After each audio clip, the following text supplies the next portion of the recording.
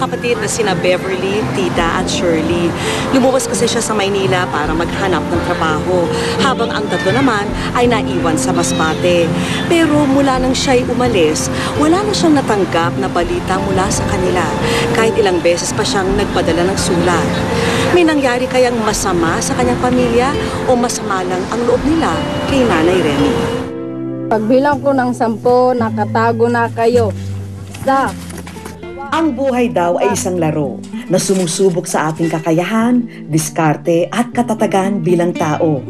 At sa larong ito, sa ating mga kamay nakasalalay ang ating ikapapanalo o ikatatalo. Subalit, paano kung ang kapalaran na ang kusang magdikta ng ating kahihinatnan? Isusuko ba natin ang laban? Siyam, 10. Maagang naging mapaglaro ang tadhana sa buhay noon ng magkakapatid na Beverly, Remy, Tita at Shirley.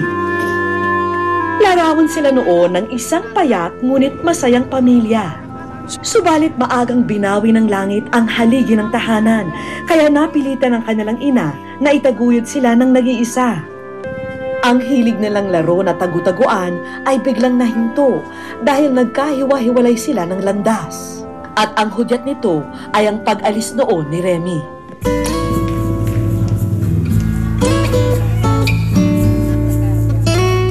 Dito sa Claveria, Masbate namin nakilala ang panganay sa 4 na magkakapatid na si Aling Beverly. Sa kasalukuyay, aktibo siyang naglilingkod sa kanilang barangay. Tulad daw ng kanyang nasirang ama, naging misyonan niya ang pagtulong sa kapwa. Halimbawa sa may mga patay o kung ano, kahit kami nga wala, nagpupursiging makabigay ng kahit kunti. Batid ni Nanay Beverly ang hirap na dinaranas ng kanyang mga kababayan dahil minsan na rin niya itong naranasan. Ang tatay ko ay mananahi lang. Tapos binawian siya agad ng ng buhay. Kaya ang nanay ko ang nagpursiging sa amin, siya ang lahat na gumagawa bilang isang nanay at tatay. Hanggang sa, kaya nga nakapag-asawa akong, nakapag-asawa akong maaga para mabawas-bawasan naman ng nanay ko. Naging maayos naman ang takbo ng kanyang buhay sa piling ng asawa. Kahit papano'y naigapang nila ang pag-aaral ng kanilang mga anak. Pero ngayon, biyuda na rin si Aling Beverly. Kaya naman itinutuon na lamang niya ang oras sa pag-aalaga sa mga anak at apo. Wala na ang maliksing pangangatawan. Lumipas na ang mga panahong kaya niyang makipaghabulan sa mga nakababatang kapatid. Bagkus, tila nahabol na siya ng panahon. Kung kaya't ngayoy mahina na ang katawan. Baliwala raw ang iniindang karamdaman sa hapdi ng sugat ng pagsisi. Dahil bilang panganay na ate, wala raw siyang nagawa noon para manatiling buo ang kanyang pamilya. Samantala, sa Karatig Barangay ni na Beverly, naninirahan ngayon ang ikatlo niyang kapatid na si Tita. Sa ngayon ay kontento na rin siya sa buhay sa kabila ng kanilang nakagisnang kahirapan. Pero laki man sa hirap noon, kayamanan naman daw ang mga alaala ng kanyang kabataan. Ay kahit anong tagu-taguan, nung maliit pa kami, nahilig kami nung tagu-taguan. Muling nanumbalik ang masasayang gunita sa isip ni Tita. Kung maibabalik nga lang daw ang mga panahon, pipilitin niyang patigilin ang oras noong kumpleto pa ang kanilang pamilya. Samantala, dito sa Canlubang, Laguna namin nakilala ang bunso sa magkakapatid na si Shirley. Subalit mula nang pumanaw ang kanilang ama, naging lamat ito sa masayang imahe nilang pamilya. Nung nabubuhay pa po yung tatay namin, masaya yung buhay namin. Pero nung namatay na po, doon po nagsimula yung Ano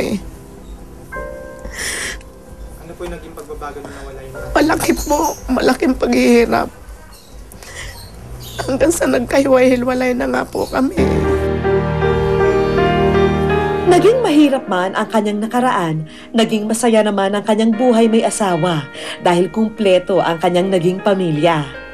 Ngunit sa kanyang pag-iisa, dinadalaw pa rin siya ng pagkalungkot sa tuwing naalala ang kanyang ate Remy. Bihasa man siya sa pagsasaayos ng mga punit o sira sa mga damit, may isang bagay naman siyang matagal nang ninanais na ayusin at buuin. Inihiling namin sa Ama na sana, bago man lang kami mamatay, magkita-kita kami magkakapatid. Kasi mahirap na nga, patay na kami, tapos yung mga anak namin hindi magkakakilala. Iisa ang himutok ng bawat isa. Sa mahal na mahal ko talaga sila. Kaya nga gusto ko kayo.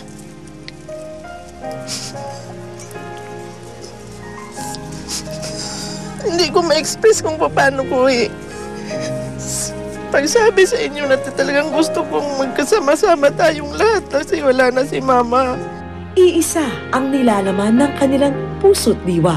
Sinasama ko sa panalangin ko ang aking kapatid na sana maayos naman ang kalagayan niya kung nasaan man siya ngayon. Mga minuno. Iisa ang dasal na ibinubulong sa langit. Subalit mistulang iisa rin ang guhit ng kanilang mga palad. Noon pa may tinanggap na ng tatlong Maria ang pagkatalo sa laro ng buhay. Matagal na nilang pilit nilulunok ang pait na kapalaran. Gayunpamay, hindi raw sila susuko kailanman. Patuloy nilang inaasam ang pagsapit ng araw na muli nilang makakasama ang kalaro sa taguan at ang kapatid na si Remy. Wish ko lang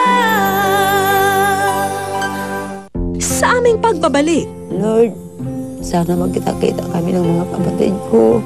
Kung kailan ako pupunta doon. Kung sana silang pumunta dito sa akin kasi wala naman akong maiipon na pera, ganun.